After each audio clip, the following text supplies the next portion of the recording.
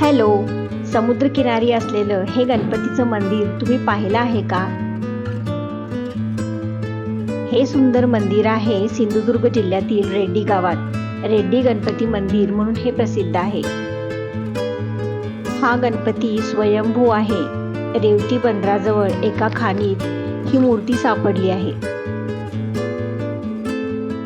गाभाऱ्यामध्ये बैठ्या स्थितीतील गणपतीची मूर्ती आहे आणि याला 2च हात आहेत.